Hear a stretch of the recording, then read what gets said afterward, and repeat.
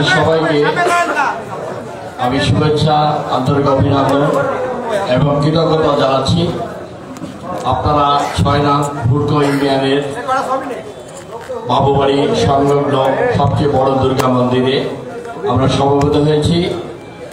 মন্দিরের সম্মানিত নেতৃবৃন্দ, আমাদের সনাতন ধর্মাবলম্বী পূজা উদযাপন কমিটির নেতৃবৃন্দ, কুন্তল বাবু, কালিদাস বাবু, ইউনিয়নের চেয়ারম্যান, হিন্দু বৌদ্ধ খ্রিস্টান কল্যাণ পরিষদের রামপাল থানার নেতা সাধারণ সম্পাদক বাবু তপন গোলদার, আমাদের বিএনপি নেতৃবৃন্দ, রুহুল মেম্বার, আমাদের গরম ইউনিয়নের আসাদ সাবেক সভাপতি, আমাদের আলিয়াশা পামা ছাত্র দলের রবি, আমাদের কুদরত, আমাদের আলম কৃষক দল, স্বেচ্ছাসেবক দল, সমস্ত নেতৃবৃন্দ, তখন আমাদের অনেক নেতৃবৃন্দ আমাদের এখানে উপস্থিত রয়েছেন। বিএনপি এবং ছাত্র দল, যুব দল, শ্রমিক দল, স্বেচ্ছাসেবক দল এবং সর্বশেষে আমাদের যাদের জন্য আমাদের এই অনুষ্ঠান শারদীয় দুর্গোৎসব সারা বাংলাদেশে হতে যাচ্ছে।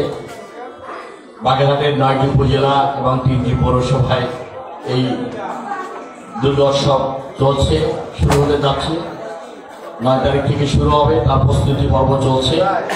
আমরা উপস্থিত, আমি ঢাকা থেকে সকালবেলা এসেছি এখানে। আমরা মাজারে গিয়েছিলাম। 5.5 বছর যাবৎ কারাগারে ছিলেন আমাদের হাবিবুল ইসলাম হাবিব। তাকে 70 বছর জেল দেওয়া হয়েছিল শেখ হাসিনা সরকার। তাকে নিয়ে আমাদের সিনিয়র যুগ্ম মহাসচিব রুহুল কবির ইবজি আহমেদ, শামসুজ্জামান দুদুভাই, আমাদের অন্যান্য নেতৃবৃন্দ, হাবিব সোহেল যুগ্ম মহাসচিব, আমরা বৃষ্টির মধ্যে শহীদ রাষ্ট্রপতি জিয়া রহমান মাজার জিয়ারত করেছি। সেখান থেকে আমাদের দলের মহাসচিব মির্জা ফখরুল ইসলাম আলমগীর স্যারের সাথে শিক্ষক কর্মচারী ঐক্য জোটের একটি প্রোগ্রাম ইঞ্জিনিয়ার্স ইনস্টিটিউটে আমাদের ছিল। সারা দেশের শিক্ষকদের একটি সমাবেশ ছিল বিশ্ব শিক্ষক দিবস উপলক্ষে। সেই প্রোগ্রাম সেরে গতকালকে যেখানে এই বাবুবাড়িতে একটি দুর্ঘটনা ঘটেছে, একটি সন্ত্রাসী চক্র নিরীহ 3 জন মানুষের উপর সশস্ত্র হামলা করেছে, তাদেরকে দ্রুত আহত করেছে। একজন হলো জনি, মৃত্যুর সাথে সে পাঞ্জা লড়ছে। রনি অত্যন্ত গুরুতর অসুস্থ। আমি ঢাকা মেডিকেলে চিকিৎসকের সাথে কথা বলেছি, ভোরবেলা তারা পৌঁছাইছে এখানে। আমাদের রুমা সহ নেতৃবৃন্দ, তার ভাই, তার স্ত্রী, তার ভাইকে সেই মেডিকেলে ছিল। আমি সকালবেলা সেখানে গিয়েছি, তাকে ঢাকা মেডিকেলে ভর্তি করিয়েছি। তার অপারেশন চলছে ওটিতে, প্রায় 7 ঘন্টা যাবৎ তার অপারেশন চলছে। আমি সেখানে ইঞ্জিনিয়ার্স ইনস্টিটিউটে প্রোগ্রাম বক্তব্য রেখে আমি চলে গিয়েছি। সেখানে যে আমি ডাক্তারের সাথে কথা বলেছি। দীর্ঘক্ষণ আমি ঢাকা মেডিকেল হাসপাতালে ওটির পাশে সামনে দাঁড়িয়েছিলাম। অনেক নেতৃবৃন্দ ছিল আমার সাথে। আমি তার আত্মীয় স্বজনের সাথে কথা বলেছি। আমি তাকে আর্থিক সাহায্য করেছি, 20,000 টাকা আমি তাকে দিয়ে আসছি এবং তার চিকিৎসার জন্য যা যা করার প্রয়োজন তাই তা করার জন্য আমি কর্তৃপক্ষের সাথে কথা বলি।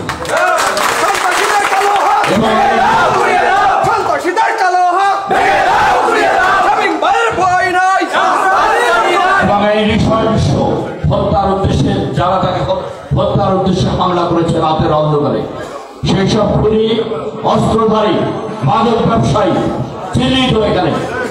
জনি নাম করে একটি ছেলে সন্ত্রাসী অস্ত্রধারী।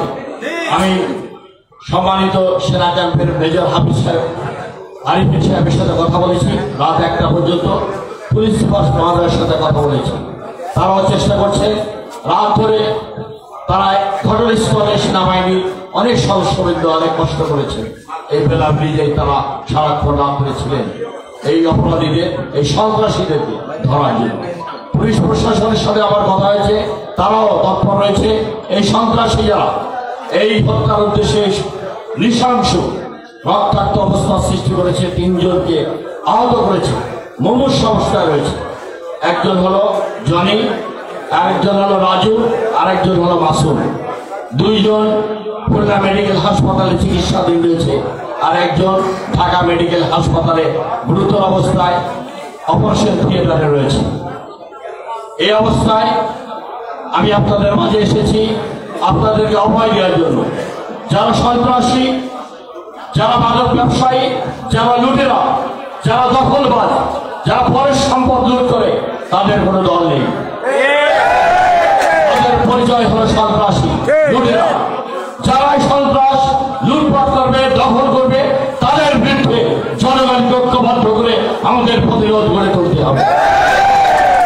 জনগণকে সাথে নিয়ে এই সব চিহ্নিত সন্ত্রাসী, লুটেরা, দখলবাজদের বিরুদ্ধে প্রতিরোধ গড়ে তুলতে হবে প্রতিটি জনপদে, প্রতিটি গ্রামে, প্রতিটি ইউনিয়নে।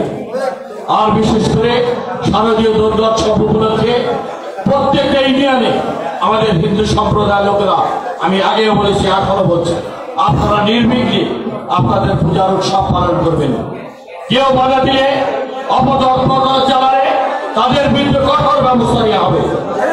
আমাদের দলের কোনো লোক হলে তার বিরুদ্ধে সাংগঠনিক ব্যবস্থা এবং আইনানুগ ব্যবস্থা গ্রহণ করা হবে। সে যত বড় শক্তিশালী হোক না কেন, তার বিরুদ্ধে কঠোর শাস্তিমূলক ব্যবস্থা গ্রহণ করা হবে। এটি আমাদের নির্দেশনা দিয়েছেন আগামী দিনের আমাদের রাষ্ট্রনায়ক, এদেশের মানুষের আশা আকাঙ্ক্ষার প্রতি, এদেশের স্বাধীনতা, সার্বভৌমত্ব এবং গণতন্ত্রের মুক্ত প্রতীক শহীদ রাষ্ট্রপতি জিয়া রহমান এবং দেশনেত্রী বেগম খালেদা জিয়া দুজনই এদেশের বাংলাদেশের রাজনীতিতে, রাষ্ট্র পরিচালনায় রাষ্ট্রনায়ক উচিত ভূমিকা পালন করে মানুষের হৃদয় স্থান করে নিয়েছে। তারা দুজনেই রাষ্ট্রনায়ক, নন্দিত নেতা। তাদের যোগ্য উত্তরাধিকার, তাদের রক্তের যোগ্য উত্তরাধিকার আগামী তরুণ প্রজন্মের অহংকার, যিনি বাংলাদেশকে নির্মাণ করবেন। কোটি মানুষ যার প্রতীক্ষায় রয়েছে, তারেক রহমানের জন্য কোটি মানুষ প্রতীক্ষায় রয়েছে। তার নেতৃত্বে আমরা সুখী, সমৃদ্ধশালী, শোষণমুক্ত, ন্যায়ভিত্তিক, সকলের জন্য নিরাপদ একটি বাংলাদেশ আমরা গড়ে তুলব। সেখানে হিন্দু, বৌদ্ধ, খ্রিস্টান, মুসলমান সবাই কাঁধে কাঁধ মিলে রেখে যার যার ধর্ম সে পালন করবে। কেউ কারো ধর্মের উপর কটাক্ষ করে কোনো অরাজকতা, বিশৃঙ্খলা, নির্যাতন, নিপীড়ন চালাতে পারবে না। এটি হলো আমাদের ভারপ্রাপ্ত চেয়ারম্যান সাহেবের নির্দেশনা।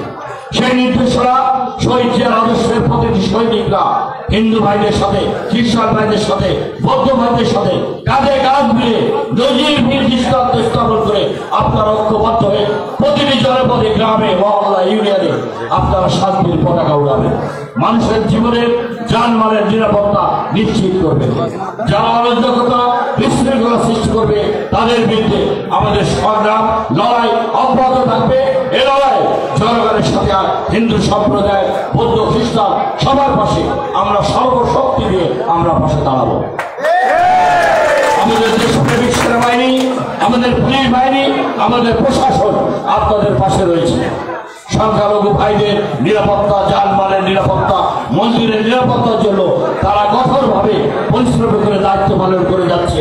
আর আমরা রাজনৈতিক দল হিসেবে প্রত্যেকটি নেতা কর্মী ভারপ্রাপ্ত চেয়ারম্যান তারেক রহমানের নির্দেশে আপনাদের পাশে থেকে জনগণের নিরাপত্তা নিশ্চিত করব। সংখ্যালঘু ভাইদের জানমাল, মন্দিরের নিরাপত্তা নিশ্চিত করব। আপনারা আসন্ন দুর্গাপূজা নির্বিঘ্নে ব্যাপক উৎসাহ উদ্দীপনার মাধ্যমে আপনারা শারদীয় দুর্গোৎসব পালন করবে, এই আশাবাদ ব্যক্ত করে আপনাদের সবাইকে আমি শুভেচ্ছা, অভিনন্দন জানিয়ে আজকের এই সন্ধ্যাকালীন সময় আমার বক্তব্য শেষ করছি।